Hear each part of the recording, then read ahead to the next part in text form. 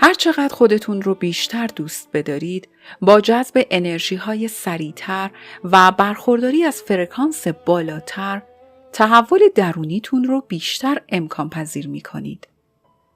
در ذهنتون یک صدای درونی و یا یک گرایشی بیافرینید که بیوقفه مهر و محبتش رو به شما ابراز کنه. بخشی از وجودتون رو مجسم کنید که تنها به شما عشق می‌ورزه و از شما حمایت می‌کنه. اوقاتی از روز رو تعیین کرده و در طول این مدت به مهارت‌ها و خصوصیات مثبت خودتون فکر کنید و عبارت‌هایی پرمهر و محبت درباره خودتون بگید.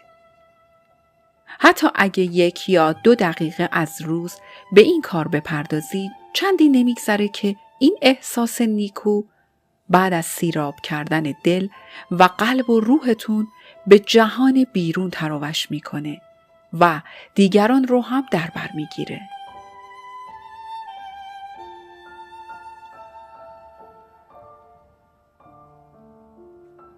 نیروی عشق رو که به دیگران عرضه میکنید، بعد از یک سیر گردشی به خودتون باز میگرده و چندی نمیگذره که کانون هستیتون سرچشمه لایزال محبت شده و قادرید افکار سرشار از مهر و محبت و شادمانی رو به هر کس و هر چیز در جهان ارسال کنید.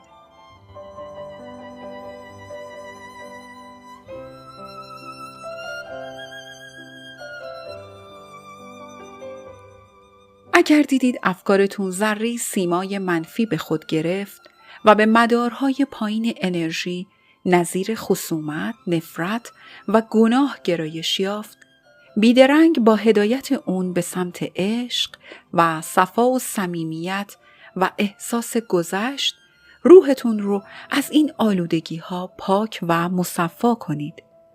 اگر نمیتونید فکرتون رو تغییر بدید، دست کم به خاطر این تلاش تیزهوشیتون مدام خودتون رو تحسین کنید و خودتون رو مستحق مهر و محبت عالی بدونید.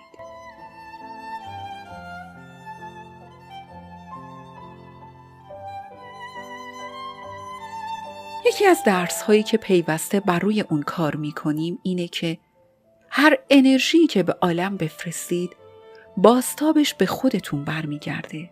یعنی ما پیوسته چیزی رو که بیش از همه به اون فکر می‌کنیم و در انتظارش به سر می‌بریم، به سمت خودمون می‌کشونیم.